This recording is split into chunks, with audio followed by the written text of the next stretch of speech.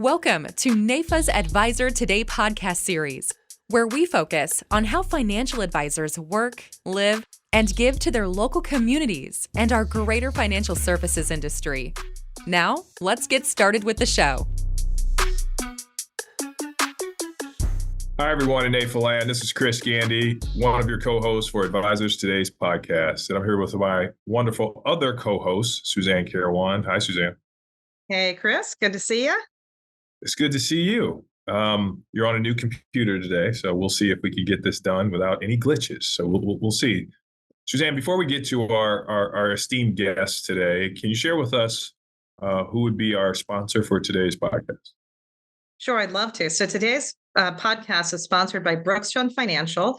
They are a new partner to NAIFA. Wonderful group. Our partner is Derek Gubala. We love working with him. And what we're doing is that they're an RIA boutique firm, and we are partnering up together to help kind of do some best of breed, best practice sharing, et cetera. They've been a great support. You'll see them at Congressional Conference in just a couple of weeks if you're joining us on Capitol Hill, May 20th and 21st, and you'll be able to meet Derek in person. And if not, they also have their own events, and we will see them also. They've got an upcoming event at the Gaylord National Harbor in September, and we will be proud sponsors over there at Brookstone Financial's event as well. And you can also see them on our member portal. They have a page there, and if you need to get in touch with them, we're happy to make that connection. So, Suzanne, with no further ado, would you go ahead and introduce our guest for today? I would love to. So I am so pumped to introduce NAIFA Nation, really, because probably most people do not know Evan Fabricant. And so Evan comes to us via the Society of Financial Service Professionals, but he is a rock star. And so internally, we call him Evan Fabulous. So his nickname is Evan Fabulous, and you'll soon see why. But Evan, thanks for being on the program. And I got to meet Evan in person when we were down at Richmond, and NAIFA and FSP did a joint event, and we were delighted to be invited to come down and speak. So I've actually been able to shake hands with Mr. Evan Fabulous. So thanks for being on the program. Can you call my wife and tell her what you just said?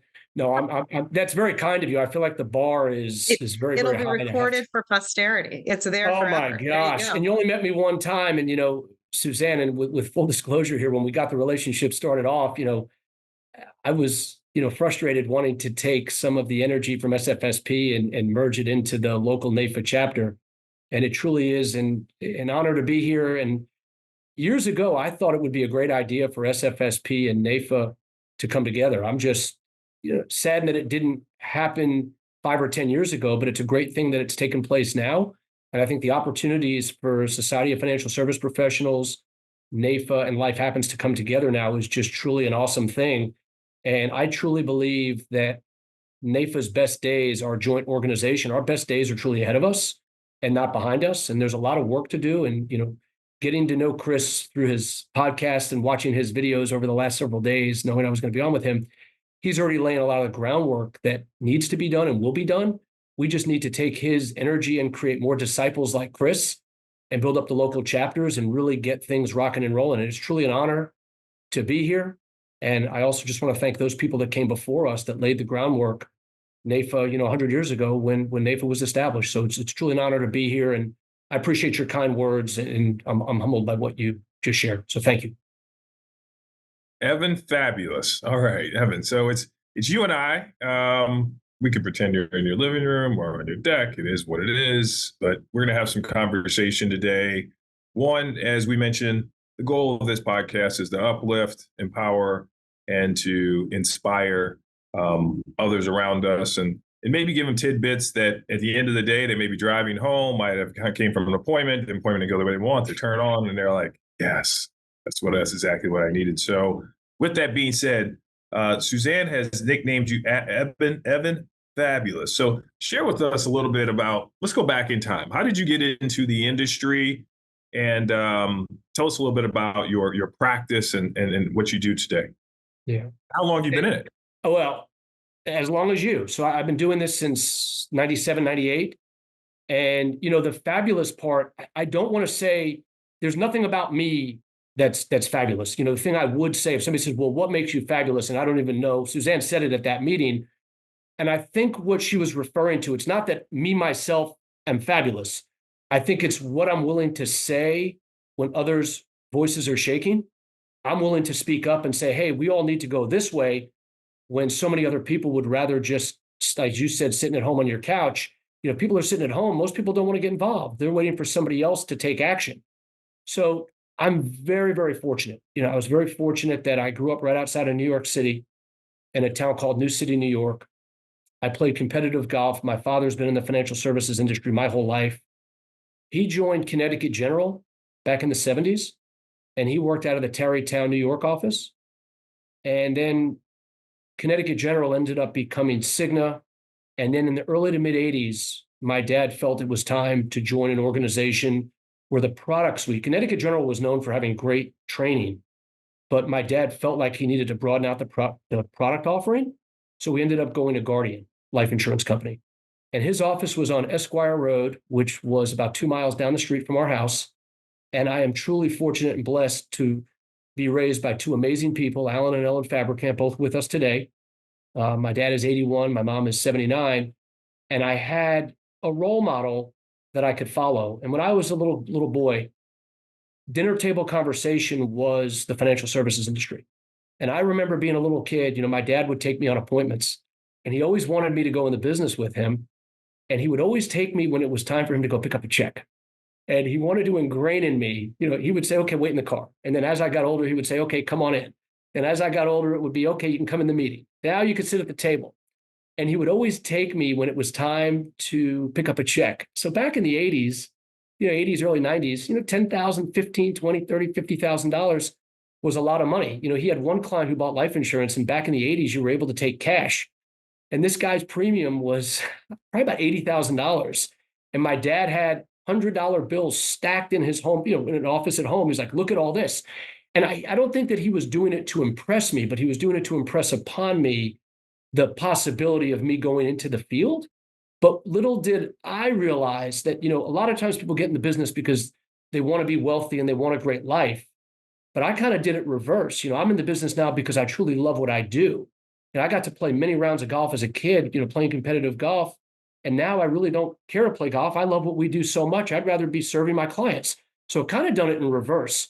But as I was saying, just so fortunate to have parents that advocated for me, being able to have a dad in the business as a role model, see the impact that he had on people's lives. So I knew growing up, I either wanted to play professional golf or I wanted to, get in the financial services business. The one little hiccup for my dad, which didn't work to his favor, is I ended up going to Radford University in Southwest Virginia. And I ended up on the golf team, Division I golf. And my dad said to me, we were down in North Carolina. And this is really important to kind of get what Suzanne is saying. Well, Evan, fabulous. It's like I said, it's not that I'm fabulous. It's just I'm willing to do the things like you, Chris, that most people are unwilling to do. And I remember being down in North Carolina and we were looking at schools. And it was back in the day when we didn't have the internet and they had the college books. I don't know if you remember those, but the books were this thick of every college and university in America. And we were looking at the scores of the golf teams. And my dad was looking, we were looking at, UNC Greensboro and UNC Wilmington. I was looking at UNC Charlotte. I knew I wanted to be in the Mid-Atlantic. And he saw Radford University up on the board. And he's like, Radford. So he goes through his book and he looks through, he says, that's going to be a great fit for you. I'm like, oh, thanks, Dad. And I'm the one going to school, not you. So he says, here's why. And this is what a lot of people don't know about me, is I had a learning disability as a child, and I probably still do. It's called dysgraphia. And I'm very visual, but when I hear something, I have a very hard time hearing it. If you show me a picture, it'll be with me forever. It takes me longer to process what I hear versus the visual. So long story short, we drive up 77 after that golf tournament outside of Charlotte on the way home to New York, and we toured Radford University. And I got to tell you, it was the most beautiful campus I had seen in the mountains, overlooking the mountains. It's near Virginia Tech. And I refer to it, I joke with friends of mine, I say our football team is undefeated, because we don't have a football team. And it is the University of Southwest Virginia, because Virginia Tech is nearby. We don't compete with Virginia Tech, not even close, but it's a smaller school. But the thing that I would say to people, and, we talk about success, Chris, and I know that you're a huge advocate of the, just one more turn, just become 1% better.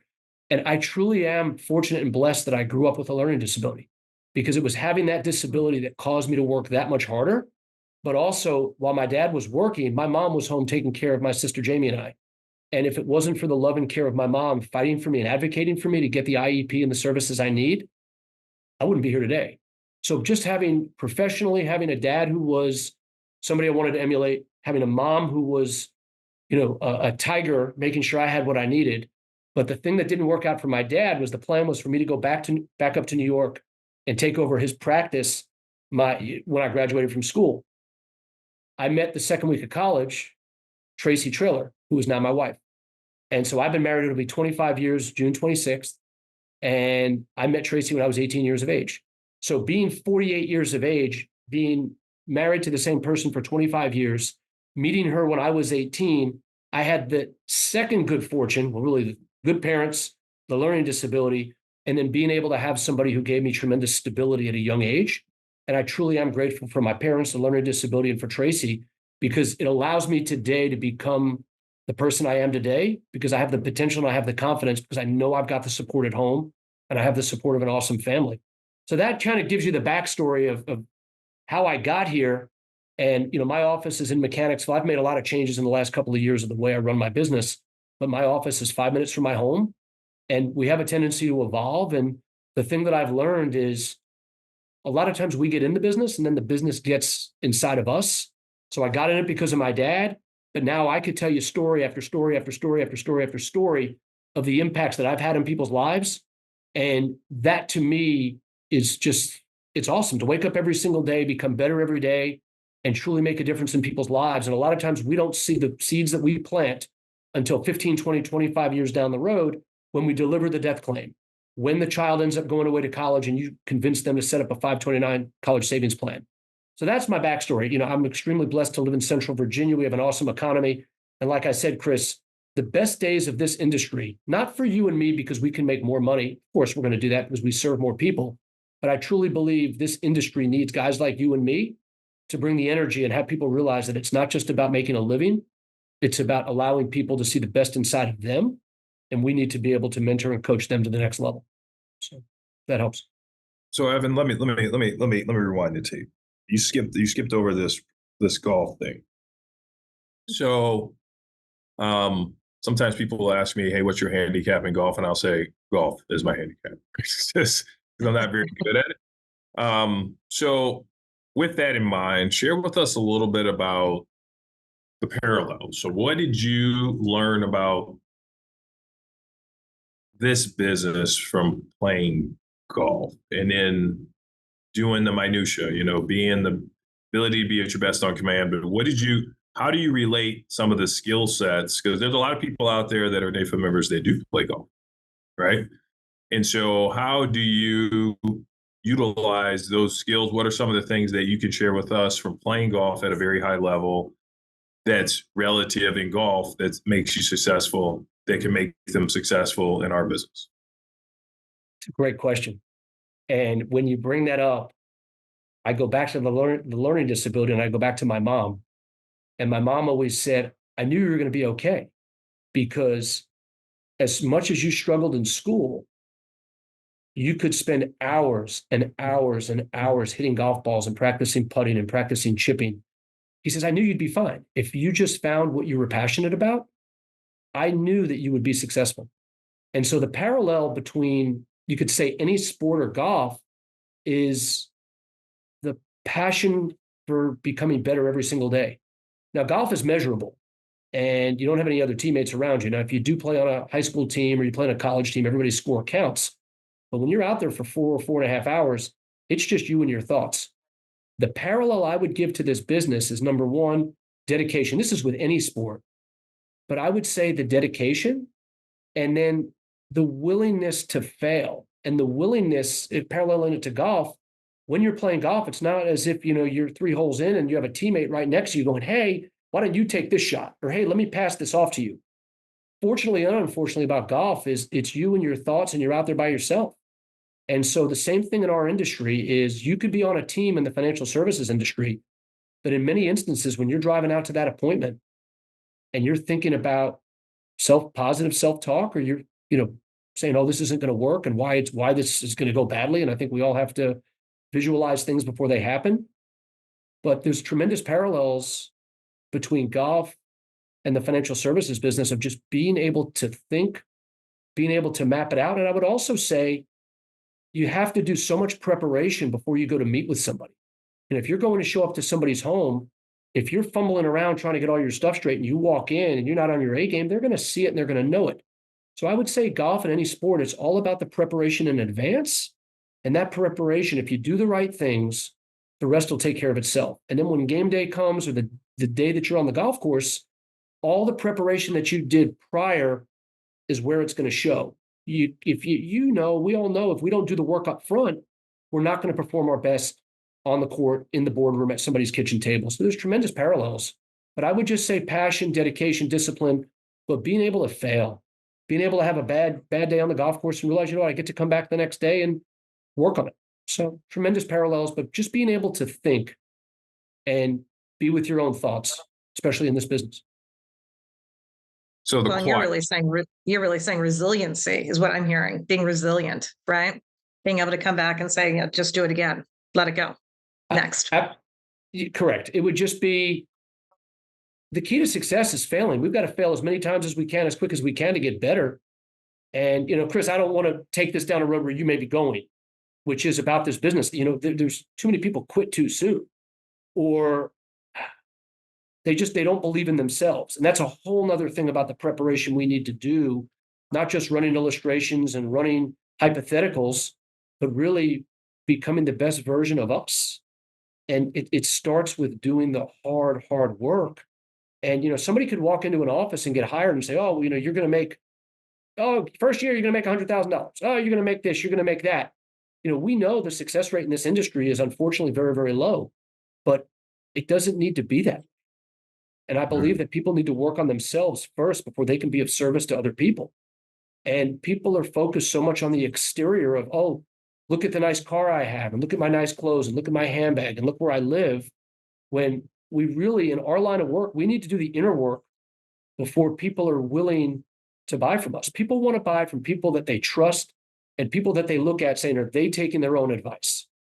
And that's, I didn't come up with that on my own. That's just the best people I've met in this industry and in business have said, look, if you don't have your oxygen mask on first, you can save nobody. And that takes on a whole nother conversation of what does put on your oxygen mask mean.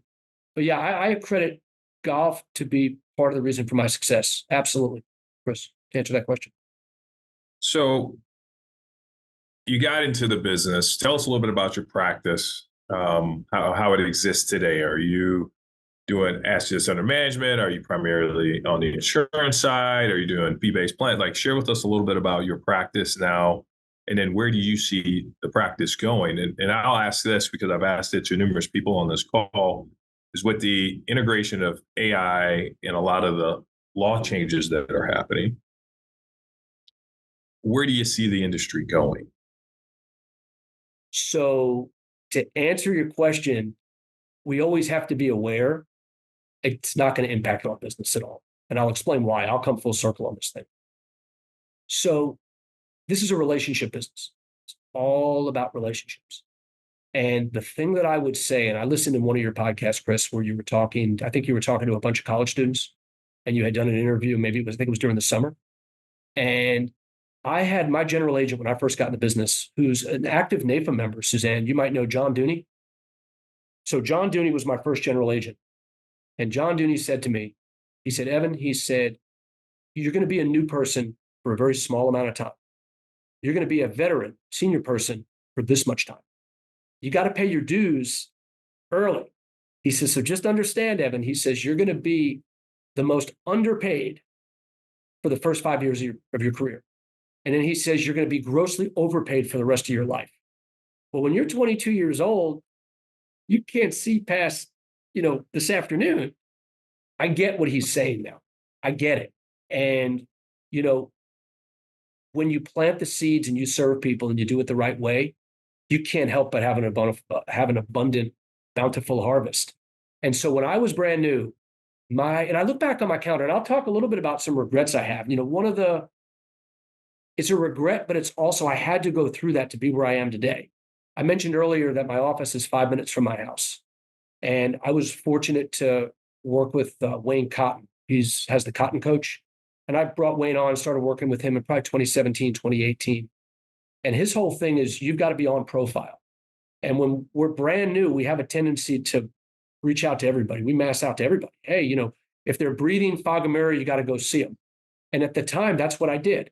But my market, Chris, was going to be mom and dad, 2 kids, both of them working, one of them staying at home, but it was mom and dad, kitchen table, 2 or 3 children, putting in basic life insurance, 529 plans, and selling IRAs. I could show you my calendar because I've got them. Everything's color coded. I can show you my planners for the last 27 years. And if you looked at that, you would say, oh my gosh. But I look back, I made a huge amount of sacrifices. And I could tell you, if you tell me where were you in 1999 on January 27th, all I have to do is just pull up my calendars. I've saved them. That's more valuable to me than anything. That are my journals. And I look back, it was mom and dad, 2 kids, kitchen table. I'd have an appointment at, 4, 6, and 8. And I was doing it 3 or 4 nights a week. And I got really good at it and wrote a lot of lives. And so early on, when somebody is young, that's the path I had to go to. And especially not being from Richmond, Virginia, being raised in New York and coming to Mechanicsville, I didn't have one gray hair in my head. I didn't have any bald, which I'm starting to get bald. So I looked like I was 12 years old. Who's going to trust me? So it took a tremendous amount of time to build that relationship. And I would say after about 5 or 6 or 7 years, that's when things really began to click, where people would say, hey, I got a guy you got to meet. So it got easier. And then I probably transitioned into the business owner marketplace year 5, 6, 7, 8. But I was still, anybody who called me, oh, that's great. Would you like to meet on Tuesday at 10 or Thursday at 2? What sounds best for you? And that's where my business was. But I also look at the clients that we're serving today. And I will tell you that many of the people that we're meeting with today, it's mainly our existing clients and their prestige introductions from their people that they're dealing with. And to be able to work with somebody for 20, 25 years, now those people are retiring. Those people are inheriting wealth from their parents and grandparents. So our marketplace right now, it evolved from mom and dad, 2 kids, kitchen table at night, closely held business owner market, to where we specialize. We specialize in folks between late 50s, 60s, early 70s. So we focus on those people that are walking in our office that'll hand us a social security statement, pension statement, 401k plan statements, and say, how am I going to live on this for the rest of my life? And that's where our area of specialty is. Why we've done that is, and I'm not going to say that if somebody's 25 years old, they shouldn't work the personal market. But what Wayne Cotton had me do is we looked at the best 10 cases I had in 2016, let's just say, or 2017, and we figured out, so it was getting on profile. Who are they? What's the demographic? What's the income? Where do they live? And we realized that my best clients were literally within 5 miles of where I live, work out, go to church. And so it was the people within the community that trusted me to help them with their financial needs. And so instead of trying to be all things to everybody, we just got really, really good at understanding the tax code for people that were getting close to retirement and helping them face the number one fear. And the number one fear that people have is running out of money. And so if the number one fear is running out of money, what's happening is people now are having to save for their own retirement through defined contribution plans. Whereas back a long, long time ago, they'd have a pension. So now we're seeing our clients are inheriting huge 401k plans and IRAs from their from their parents, because the parents are afraid to spend the money. So we just gravitated to that marketplace. The one thing I would also say, which some people will tell me not to do it, you know your market. If they're not in their late 50s, 60s, 70s, you don't do it. You got to stay on profile. And I would respectfully disagree, because if a client of mine asks me to sit down with their adult child, I'm going to do it. I don't care if they have very little money, but I feel like there's some people that will say, I'm not going to spend my time doing it. And I'm not doing it because at some point they're going to get their parents' wealth. We do it because it's the right thing to do. So to answer your question, our market is late 50s, 60s, 70s, but we still have plenty of instances where we are, we will work with people in their 20s and 30s. You hear so much about, there's less and less advisors in the business. When you and I first got in the business, we go to NAIFA meetings at lunch, and there'd be hundreds of NAIFA members and hundreds of professional people to help other people. You look around now, and there's less and there's less and there's less in the field. So the idea that you will take a meeting with those who will eventually become your clients, right? That generational wealth that moves on from one generation to the next generation, and retaining those assets as clients grow and evolve is super important.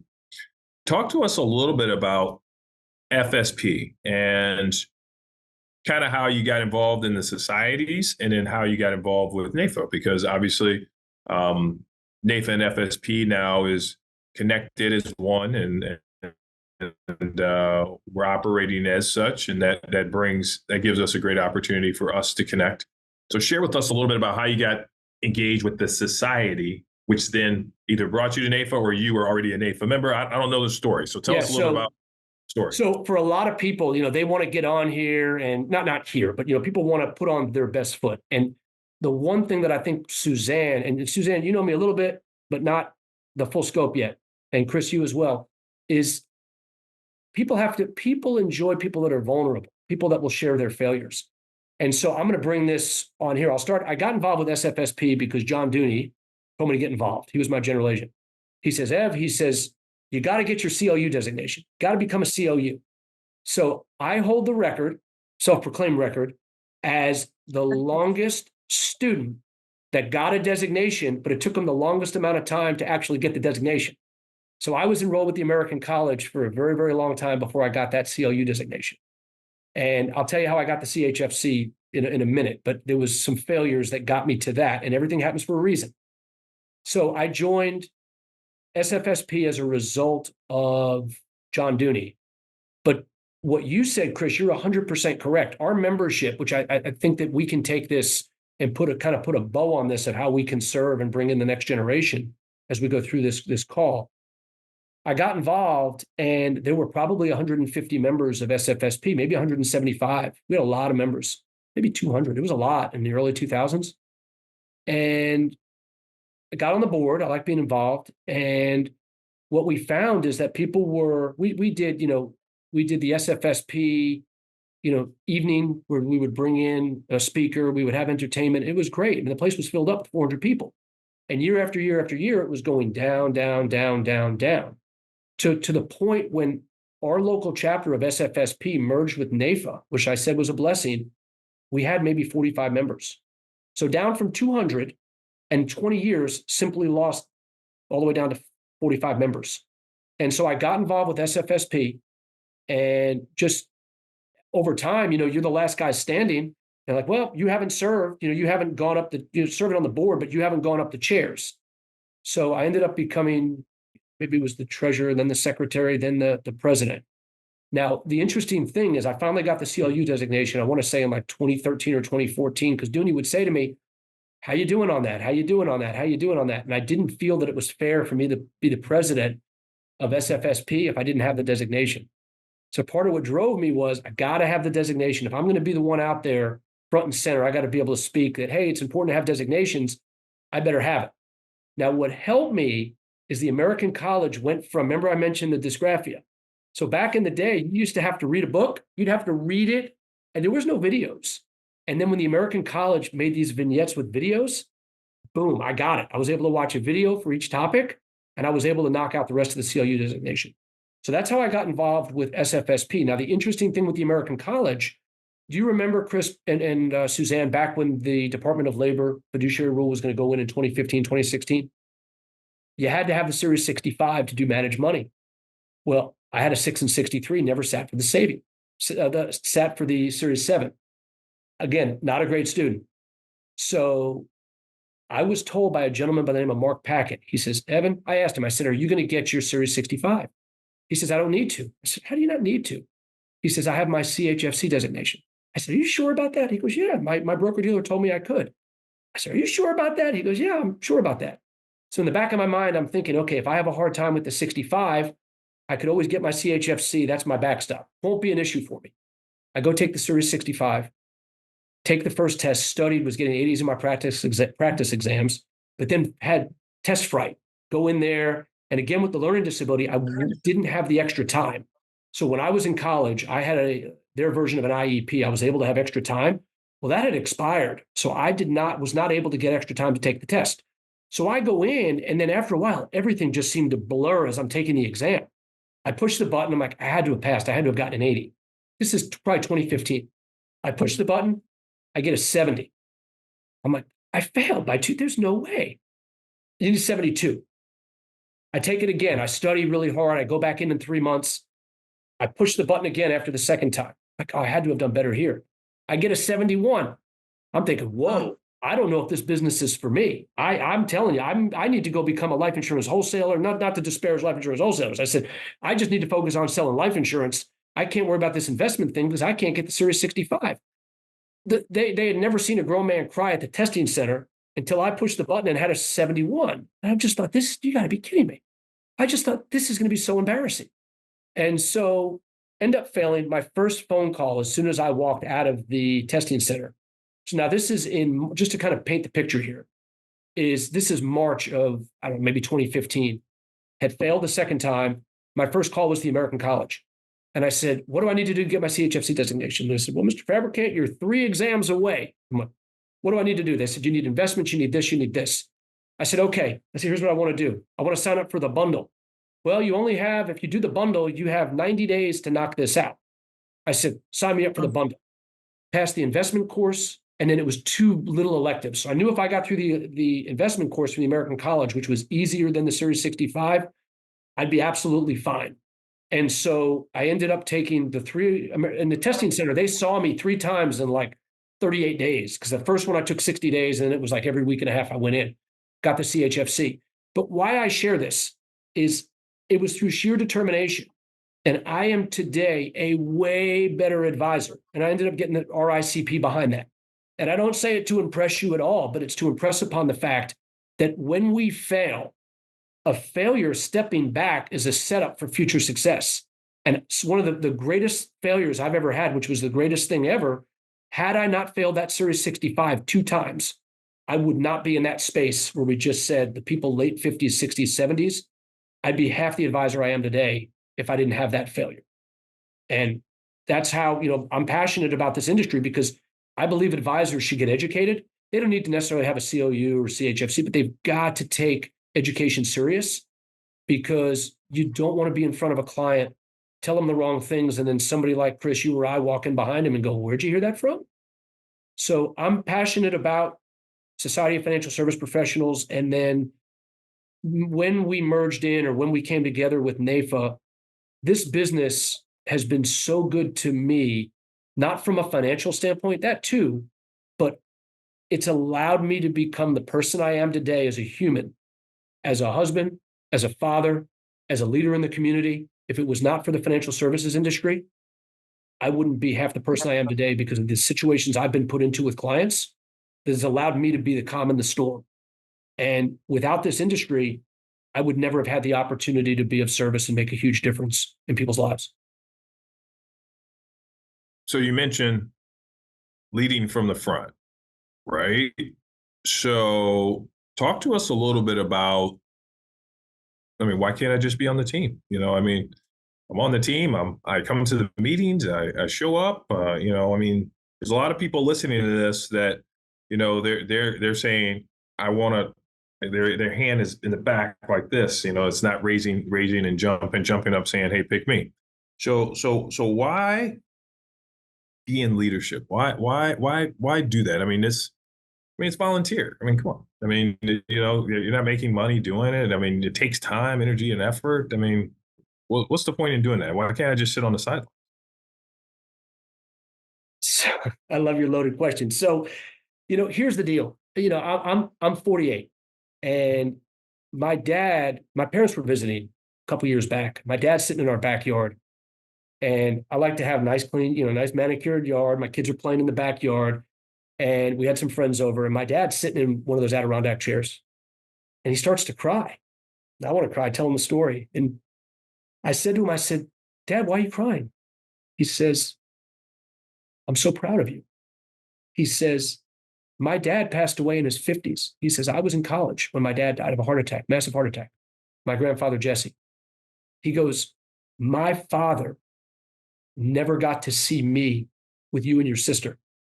And I get to sit here and watch your kids. He says, I am the luckiest man to be able to see this. And when he did that, he started to cry. He cried one other time I saw him cry. And that was when 9/11 happened, because he grew up in New York City and grew up in Brooklyn, and that's where we're from. But that was the second time I ever saw him cry. And it was tears of joy. And so if my grandfather passed away in his 50s and I'm 48, and I'm lucky enough to live as long as my father, who's 81, I have fewer years. And Suzanne, I might have mentioned this at the meeting. I have less years in front of me than I do behind me. And the greatest joy that I get is not going out and doing something for me, but it's by serving other people. I get the greatest joy. I enjoy doing things, for my family and for me, but to be able to see you motivate people and make people's lives better because of the energy and experience and wisdom we have, it's absolutely awesome. So I feel like we have a responsibility, and we live in a culture, especially coming out of COVID, where the deprofessionalization of society has happened. You walk down the street, and I'm not judging people based on what they're wearing, not at all. But think about people that 5, 10, 15, 20 years ago. Not everybody, but many. They just don't have that same level of self-care, the same level of showing up the way they used to. They're just mailing it in. I was in a swimming, my kids swim competitively. A good friend of mine said to me, he says, "Oh, hadn't seen him in a while." He says, "Hey, how's business going? You just coasting?" His name's Toller Cross. I said, "No, Toller, I'm not just coasting." I said, "I'm pedaling harder now, smarter, but I'm pedaling harder now than I did when I was 22 years old." I said, because I truly love what I do, and the impact of what I've done to this point with the experience and wisdom I have, I can do way more in the next 20 years than I did. I could do more in the next year than I did in my first 10, if you know what I'm saying. And I don't even mean from a productivity standpoint, just impacting people's lives. But going back to your question, Chris, of why, what I would say to people is somebody came before you and somebody took a NAIFA membership. Somebody took an SFSP membership. Somebody lobbied on Capitol Hill so life insurance cash value can still be tax-free. Somebody laid the foundation before, so why not? So the reality is, if not me, then who? How many times have we all been in a meeting and we all know what the right thing to say is, but everybody's just sitting on their hands. They don't want to be the one that speaks up and, "Oh, well, they said that. I can't believe they said that." I think we need to live in a culture where people are mutually respectful of one another, but they're not afraid to respectfully speak up if it's for the good of the group, and not worry about the repercussions, not in a negative way, but if it's for the good of the group. The other thing is, at the end of the day, people want strong communities, which now we're going to come back into where I think we can have huge impact. So if not me, then who? And then also, NAIFA does amazing work on the national level, the lobbying, the state. So NAIFA is a little different than SFSP. You've got national, you've got state, then you've got local. And from what I can gather, and this is not a knock on NAIFA, this is just pointing out what I see, and that is that a lot of these local chapters have struggled over the last 5, 10, 15, 20 years, where they've just folded up. And I believe it needs to be inside out for this organization to work, or from the bottom up. And I think we have a responsibility to make sure that we have strong local chapters. And it's going to be from those strong local chapters that will then bring in the next generation of financial advisors. And another thing, Chris, on this, and I know you were active with your chapter. Chris, are you still active in your local chapter? Do you go to the local meetings? I do. I still participate. I participate with the state and the local, both here in Illinois. Yeah, and so you see it, and that's where the real work happens. But if we look at it, now I'll kind of close on this and then just turn it back over to you. And I want to hear a little more from you, Chris, on your thoughts of how we grow the local chapters. But if we look at it, the average age of an advisor in this industry, and the industry is completely flawed. And so not all of it, but a lot of it, which is the success rate in this business. If we put 100 people and signed them up to either go to an IMO or join a career agency system, the success rate after a year is going to be about 70 to 80%. The following year, industry, this is just an average. There might be firms that do way better, and there are. But after about that, you'll have about 10% of the people left. And from when I first got in the business, I think there's one person still left that I know. Maybe there's two, but you get the point. There's not many. But to me, what doesn't make any sense is if you take an advisor who's 55, 60, 50, 70, they're sitting on a huge book of business. So let's just say I own a restaurant, or I'm a proprietor. So we could use Chick-fil-A, for example. But I'm a proprietor for Chick-fil-A. and my restaurant is completely full. Why would we create another restaurant when I can't serve the people that are sitting in my restaurant now? And I think our industry, the example I would give is our industry wants to bring people in, establish them, have them create their own restaurants, but yet there's restaurateurs that already have people sitting down in the seats and they can't serve them. So I would love to see a culture in our industry of taking the advisors that maybe haven't teamed up or trying to do it themselves to say, I have all these clients that I'm neglecting. I can't get to them all. How do I bring in and properly train? Not that they have to bring in 50 or 100 people themselves and do like their field of 100 where they list all the people they know. But what if we could partner up people coming in the business and say, okay, you're going to be with this agent. They're going to mentor you. That's going to take time, but they can interview them or they could say, hey, you worked for the agency for 6 months and then we bring you up. But there are so many agents and advisors that have been in this business for so long that they're not serving the people that are sitting in the seats in their restaurant. And the agencies want to send these people out to bring in everybody they know, where the success rate would be way higher if an advisor who's got 1,000 clients can bring somebody in and help them serve and take care of the people that are in their book of business. Because it would do multiple. Go ahead, Suzanne. I was going to say, and ostensibly train them better, and they'd actually learn how to take proper care of them. I mean, doctors do it. That's how law firms work, right? That's exactly how those models work. It is strange. I like your analogy to the Chick-fil-A. Why do we keep building new restaurants, right? When there's still more people to be served. Yeah, and what I mean by that is not that they could still get in the restaurant business, but don't send them out there to the wolves to say, well, we're going to throw you out there and see if you survive, and then we'll bring you in. You know, I've got a young man, his name's Adam Donahoe. He's great. He's 30 years old. He was in the business for he's in the business 6 years. Fortunately, he's been with me for a few years. He's received from us what he needed to be able to survive the business. Not that he wasn't getting good training where he was, but because of the sacrifice my office made for him, he's still here and he's going to be here for the rest of his career.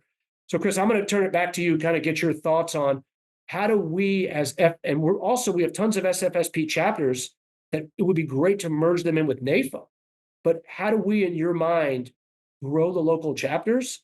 And how do we build it from the ground floor up so these young people that are coming out of college have a chance to survive in this industry and the next generation has a place to land? If you're asking me my opinion, I will happily. I am, absolutely. I think there's three major things that we collectively need to do. One is we need to make sure the societies are part of the career curriculum of the finance committees at the universities. One, because they don't know who we are. They when we say NAIFA, they're like, okay, who's that again? There's probably 20 colleges with curriculums in financial planning. And they promote the CFP, but don't promote the association, which is little bass apples, right? And so the idea of one, getting them in early, two is our collective mentors have got to let go to grow. They're still holding on to every piece of the business, and I'm going to die with this thing, or whatever it may be. But we all know that there is no succession in our business because our families, unless they're already licensed, can't inherit the renewals and/or the business itself and continue to maintain it. Right? So at the end of the day, the dream dies when we do most of the time, which is it's not a historical. It's like an athlete who spends too much money. It's like, okay, this is the default. Like, come on, like there's that. And then last but not least is, you're right. There needs to be the career system, the way it was built on a volume play. I believe the way it should be built going forward is it should be built investing that same money that they were investing into the career system, into organizations that are functional and actually work and they're successful. And that should be kind of the mentoring platform for young advisors. Like I've said it in my office, like an advisor has to earn his stripes. At the end of the day, like you're not, who are you advising? You can't advise anybody. You don't have any clients. Right. So when you first get in, and you're a advisor, you're in development. You're a freshman. Our coach used to tell us, the best thing about freshmen is one day you'll be a sophomore. He said, well, the best thing about being a sophomore is one day you'll be an upperclassman, right? And so the idea would be, one, you bring them in and you teach them the fundamentals of insurance and building a business, right? So, just because you sell insurance doesn't mean you have an insurance business, right? So teaching them the fundamentals of that, then teaching them the fundamentals of planning along the way without them having to starve to death. Got it. And then last but not least is, if they have the ability to fly on their own, then great. But if some people, let's call it what it is, there's a lot of people in our business that should not fly on their own. They should be with another advisor or another professional working connectedly as a team, because at the end of the day, see, we've got it. The industry is backwards, is that we tell everybody, come in the industry, you're going to be a super solo. You're going to be the highest scorer ever on the team. Guess what? You're the next Kobe Bryant. That's not how it works, right? It's not how it works, right? There are those select few, and I will say the select few, that have the capability of really building a business and selling insurance and investments and creating a model to do so. And so I believe that, if you ask me, you didn't ask me. I'm asking, yeah, absolutely. If you ask me, I think in integrating that connection with, you stand for something or fall for anything. Our coach used to say that, we stand for something or fall for anything. And my mom says it too. And I'm kind of like, why do I keep hearing the same thing? But, if you're a part of our organization, you're a NAIFA member. That's the deal, right? You can't go to Illinois. I went to University of Illinois. You can't go in wearing Michigan shorts underneath. They're like, no, that's not how it works. You put on an Illinois jersey, you have Illinois shorts on underneath. Like, you bleed orange and blue. That's the deal. You need to believe in this. If you don't believe in it, you may be talented enough, but you just can't play for this team. You can't represent this team. The jersey's bigger than you. And I think that's where we have to go. Now, how do we do it with NAIFA? Is we really need strong leaders. We need just strong leaders on the local level, period. Who's willing to actually say, which Suzanne knows this about me, is I actually took my board and I went around the table. When I went through the chairs, like you said.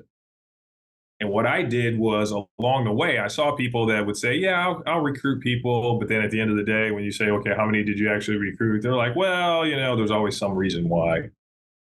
So someone willing to actually do, not saying you do what I did, but I went around the table and I simply said, I'm counting on you for 5 people this year. Are you willing to do that? Yes or no? If you're not willing to do that, it's okay. We'll put you on another committee, but we cannot have you sitting in the leadership position, because at the end of the day, that's who the other people are going to look like, and that's what they're going to mimic. So I got a yes from everybody. And at the end of the day, that was probably our strongest year of recruitment for Chicagoland, which I think we were plus 40 something or something that year over year. And they were like, well, that was luck in a bottle, kind of. But it just took going back to the basics, right? And the fundamentals of the business, which was, you're not here unless someone else is here before you, right? It's simple. And bring somebody else with you along the way, right? And if you decide to raise your hand and to lead, leaders just don't do what's natural. Leaders do the things that are asked of them. So if you tell them exactly what you want from them, you'll be able to recruit, train, and develop wonderful people and have amazing partners along the way. We'll have strong locals that then can put on great programs, can actually attract others, because people want to be part of a successful thing. And so it won't look as fragmented. And not all of them look fragmented. There are really strong chapters, and there are some smaller chapters that do really well. But the idea that the assembly, your coach used to tell you, hey, the assembly, don't miss the assembly, don't miss practice, because that's where all the good things happen. And so we really need to do that to grow. We need people to step up and be leaders. I mean, That's me speaking from the balcony. But I think that's necessary for us to excel into the future. If not, then we can sit on the sidelines and see what happens. But I'm not for doing that either, because I want to play. I want give me the ball in the last minute. Play. That's right. I want to be in the game. Can I ask, Chris? Can I ask you a question? Sure. So the thing that I would say is, I mentioned early on the call that you're a man of all seasons. I mean, your depth of knowledge of all the different topics is extremely impressive when it comes to the legislation, when it comes to the issues with younger advisors, like we just discussed. And I heard on one of the podcasts, you outwork everybody. And your philosophy is I'll outwork everybody. And I'm the same way. I've learned to outwork people smarter than the way I used to work. But how do you, because it's amazing, you're so involved with NAIFA, you're involved with your local chapter, you're running an organization and recruiting and training and going on meetings.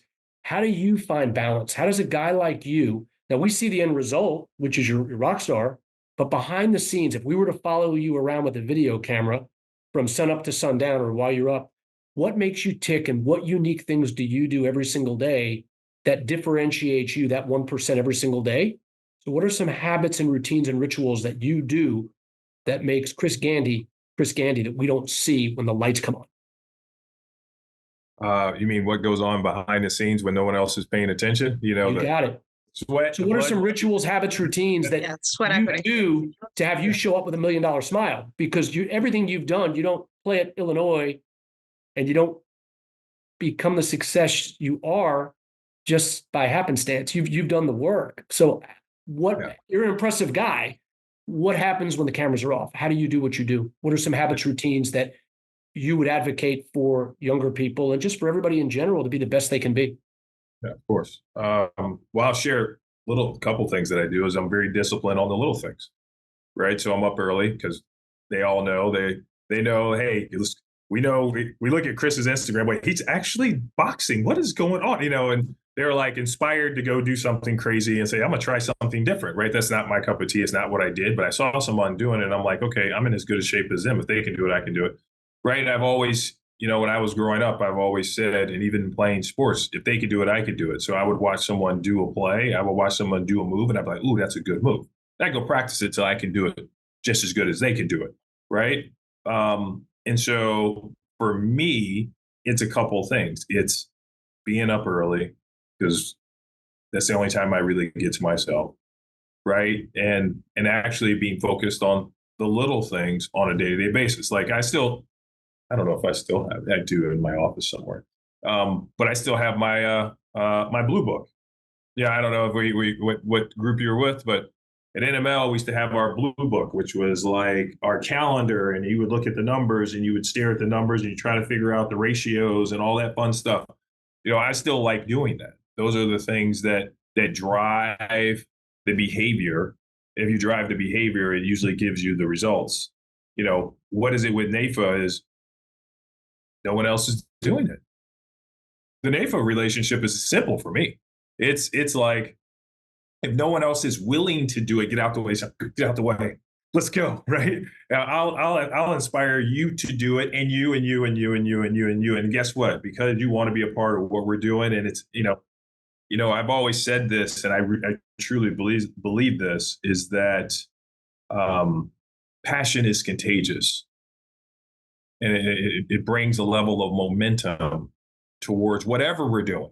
How many clients, Evan, have you talked to where you leave the meeting and they're like, I don't know, Evan, that sounds great, but whatever Evan said, that's what we're doing, right? And they're like, happens all the time, right? I mean, people come in here and they're like, oh, okay, here's what I want to do, and then by the time they leave, they're like, they want to run through walls, and I'm like you just want to Roth IRA, like hello, and they're like, no, we're gonna build this legacy, and it's gonna outlive me, and it's gonna be the greatest thing ever, and we're just gonna go, let's go, right? So how do you get that? Is you really got to find out what's driven you into the business and really the why you stay in the business.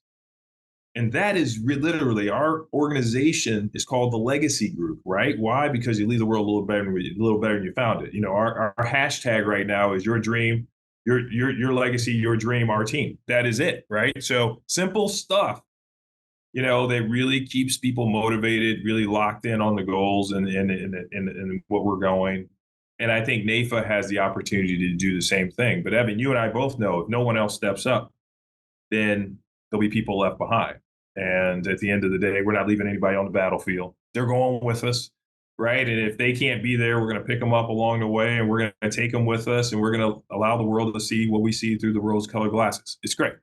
And so until I, take my last breath, that's going to be my legacy, whatever that may be, is, hey, let's leave the world a little better. We found that it's a little bigger than Chris Gandy. The disciplines are necessary for us to excel, and you can't lead from the back. Yeah, you got to stand up there and you got to lead from the front. You got to take it. And at the end of the day, you got to inspire others to do the same and take them with you because somebody did it for you. Well, you bring up the thing about the blue book. I still have it. So I'm with MML Investor Services. So I've been with MML. I was with New England Financial with Dooney, and then in 2003 went over to MML, and I've been with MML since. But Suzanne said, she says, you guys are two brothers from another mother. She said it when we spoke on Thursday, was it, Suzanne? Yep. So the name of my doing business as is Legacy Partners. And Awesome. so we're Legacy Partners, MML, and everything that you're saying and everything that you're doing, exact same religion. We're not going to leave anybody behind. And you brought up the thing about, Chris, whatever you say, I want the Roth IRA, I want to do this, I want to do that. And we'll have people walk in and I'll kind of lay it out like, okay, that's what I want to do. I said, well, I hear you, but just I don't tell them relax, but I just said, let's curb the enthusiasm. I said, I hear you. Most people would pull out paperwork right now, so we're not going to do that. I said, I want to make sure that if you're at a cocktail party, you can explain why we did what we did. And I'm not going to take for granted that you came in here, either you're an existing client or you came in here as a prestige introduction. You're going to go through the same education process everybody else does. We're not going to skip a step in the process. And so everything you're saying, Chris, totally my religion. And yeah, I mean, we're not going to leave anybody there. And we actually have our planning meeting tomorrow for the Richmond chapter. And so what's funny is about half the people in the room are going to be former SFSP leaders coming together with some NAIFA folks.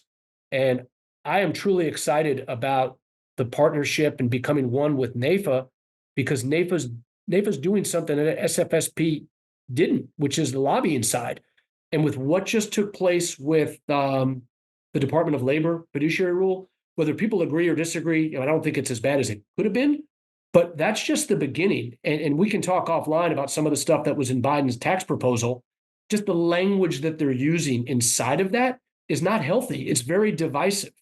And the language that needs to be used by the any administration, and needs to be used by us, is bringing people together and collaborative. And I think this should be the rally cry at this stage of what's going on and where we come together now of SFSP, Life Happens in NAIFA, coming together as one. And this is the moment where we become really, really strong, because if we don't, 10, 15, 20 years from now, there's stuff that's going to get pushed through that first and foremost is going to adversely impact our clients and our ability to do our job. Less about us and more about the clients. Clients are going to suffer, and it'll roll downhill to us if we're not active. And I know that there were, Suzanne, how many people are signed up to go to Washington as of now? About 600. You Yeah. have 600 folks already going? Mhm. Yeah. Okay. Yeah. Is there room for one more? Yes, please come on. Absolutely. There's always room. Always Oh, room. Suzanne. No, Suzanne, there's not. There's only room, Evan, if you bring someone. So that is works. Okay. So And if you're a short trip away. That's right. You bring some. Consummate. I mean, you're the consummate guy. I mean, you're exactly right. I was telling my wife, I said, I'm doing this call. And I told her, I said, well, that's why I need you to call my wife. And said, well, we call them this. But I was telling her about getting involved with NAIFA. And I said, well, she goes, well, how is it different? And I said, well, they do lobbying and they go up to Capitol Hill. She goes, are you going? I said, no, I got a lot going on. And, we're going away in June. She says, I was telling, she teaches with these other young ladies. She says, I was telling them about the chance you had to go to the Capitol. They thought, is he a fool? Why is he not going? He can make a difference, and to be able to go behind the scenes, why not? So you have my publicly on the record, I will be there the last week of May. I will go and I will bring somebody with me. Fantastic. That's my commitment. So passion is contagious. That's why we call him Evan Fabulous. So Chris, we got to move to the lightning round and see what he's we were got done here. there, Suzanne. Yeah, no, you don't get away. You Go can't. ahead. Chris, you have time for the lightning round? Or are we going to let him get away? No. Do the lightning round. It's fine. You're muted, Chris. Yeah, take. Evan, before we get done, I'm going to show you a super powerful, I don't know if we can do this, Suzanne. I'm going to show, I don't know if we can share this. I'm going to show you a picture I'm going to show you a powerful picture. And again, your goal is to do the same thing, right? So if I can do it, you can do it. Trust me. Don't ask me to hit a 3-point shot. No. This one's a good one. So we'll start the lightning round. And Suzanne, I'm going to send you something. I don't know if you can actually pull it up on the screen or not, but I'm going to send you Should something. be able to. All right. Evan, if you've seen any of the podcasts, you'll know that we want to get to know you offline a little bit. And so I'm going to ask you some questions as if we're sitting in your backyard or we're on the ninth hole. And, you know, people want to get to know you a little bit. All right. So, Evan, question for you. What was your best game of golf you've ever played? 66. Round of 66. And I was 14 years of age. I peaked at 14, 15. 66. Now, I don't have a point of reference, but I'm assuming that's good, right, Suzanne? That's good. That's pretty darn good. Yeah. 66. But that was not in a that was playing with my dad and some other folks. Best competitive round, 68 in a tournament. Have you ever hit a hole in one? Have not. Really? It's interesting. Huh. Many eagles, but no holes in one. Holes in ones. All right. So now let's get after it. So Evan, talk to me a little bit about your favorite sport. My favorite sport to watch or to participate in? Both. So I will tell you, my children are now doing competitive swimming. I would say swimming. Well, I love basketball, watching, and no, I do enjoy basketball, but competitive swimming is awesome. Watching the high schoolers and the youth swim, to me, and watch them improve. So for me, I'm passionate about swimming. Okay. Evan, your favorite food? Sushi. What kind?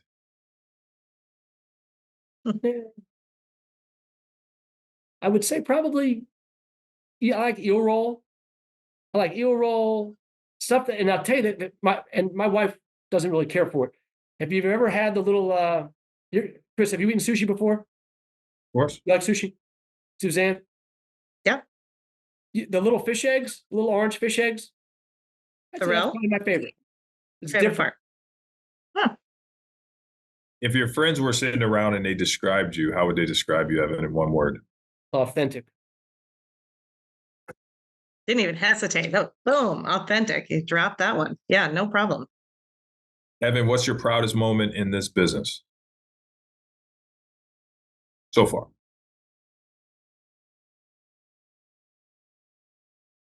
So it's a conglomeration of a period of time. So from July 2nd, 2023 to November 6th, 2023, I had 7 clients between the ages of 42 and 53 pass away. Being able to be there for those families to deliver death claims was, I would say, the proudest period.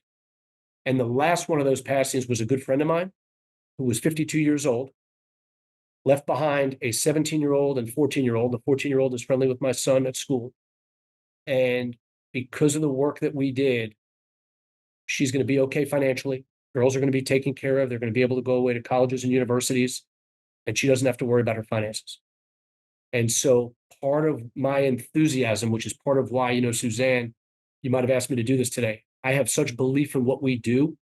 I will tell you that period of time from July to November was extremely stressful. But when the smoke cleared and we saw the impact we had on people's lives from seeds planted from decades ago, that's the proudest I've ever been about being in this business. Last question for you. You could go back and have dinner with anybody in time. Anybody. Who would you go back and have dinner with and why? I'm going to make them 2 as 1. So it would be my grandfathers. My dad, when he was sitting in my backyard and he started to cry over what he was able to see and his father was not, I would love to go to dinner with my grandpa, Jesse, who is on my dad's side, and my grandfather, Eddie, who I never got to meet on my mom's side. I would love to have dinner with those 2 men to learn more about who they were and then how who they were then formed who my parents became. All right, Evan, Mr. Fabulous. So good to see you. Thank you so much for being on the Advisor Today podcast. Do you have anything for NAIFA Nation, FSP and NAIFA Nation? Do you have anything for the advisors out there listening to you today as we wrap up? I would just say to the members of NAIFA and SFSP, if not you, then who? Why not you? And NAIFA and our industry's best days have to be, and they truly are, in front of us, not behind us. And it's going to happen because of the work and efforts that every single person that's a member is going to do to make their community, this industry, and our nation stronger. Thank you, Evan. Suzanne. Yep. We're introducing the Chris Gandy Photo Challenge. Is that what we're doing, Chris? Yeah. So, Evan, I have something for you since you're bringing a guest to. Do you know where that's at? That was in a Senate hearing meeting. That now that is what you call once in a lifetime opportunity, right? And so I wanted to share that with you because I wanted to tell you, if I could do it, you can do it, right? And this is why you're going to DC, so that you one day will get an opportunity to be in part of that was the finance committee. So, they're passing the rules and the laws, and we were there representing NAIFA as we got a chance to do that collectively as a group. So those out there who would love the opportunity to do that, step up. You got to lead from the front. Thank you so much to tuning in to Advisor Today podcast. And thank you so much, where we uplift, we empower, and we try to make the world a better place collectively for all of us. Thank you for tuning in to today's podcast, and we'll see you around. Thanks for joining us for NAIFA's Advisor Today podcast series. Make sure to subscribe to get future episodes. And if you're interested in coming on the show, let us know.